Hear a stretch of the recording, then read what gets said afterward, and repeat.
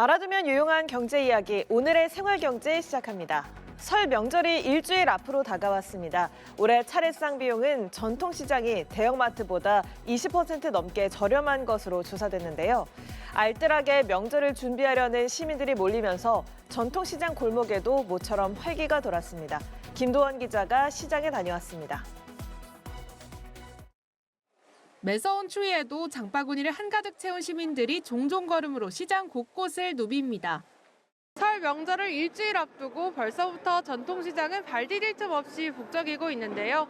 명절 대목을 맞아 시장도 모처럼 활기를 띠는 모습입니다. 구름 인파가 몰려들자 상인들도 대목을 실감합니다. 작년 추석보다 좀 더 나가고 있는 느낌 나서 설 대목은 아예 꽉 차서 이제 손님들도 못 움직일 정도로. 장 한 번 보기도 부담스러운 고물가 시대인 만큼 조금이라도 비용 부담을 덜 수 있는 전통시장으로 발길이 몰리고 있습니다. 오늘 뭐 사셨어요? 삼겹살, 소고기, 국거리, 또 목살 그렇게 샀어요. 설날 앞두고 가족끼리 먹으려고. 많이 저렴해 경동시장이. 마트는 잘 안 가고 명절에는 이제 이쪽으로 많이 오는 거지. 실제로 올해 전통시장에서 차례상을 준비하는 데 드는 비용은 대형마트보다 22%나 더 저렴한 것으로 조사됐습니다.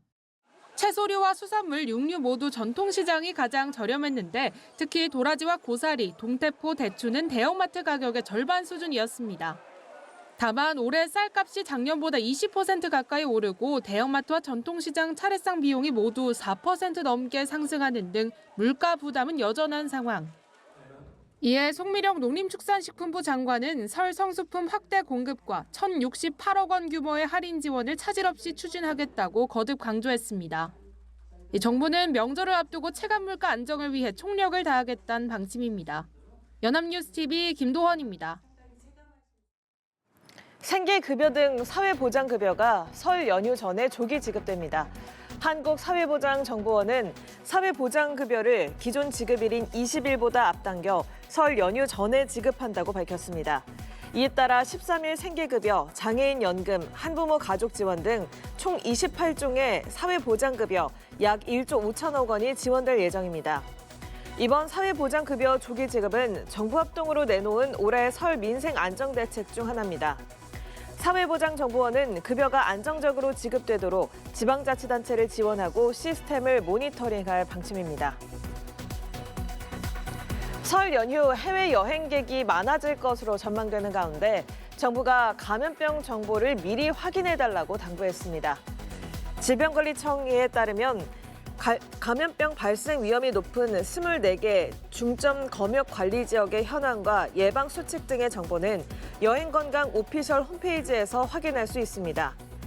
중점 검역 관리 지역 방문 전후에는 Q코드나 건강상태 질문서를 제출해야 하며 해외 방문 후 발열, 발진, 근육통 등 증상이 나타나면 전국 국립검역소에서 무료로 신속 진단 검사를 받을 수 있습니다. 이 밖에도 질병청은 설 연휴 기간 노로바이러스 감염증, 독감 등 예방에 주의해달라고 당부했습니다.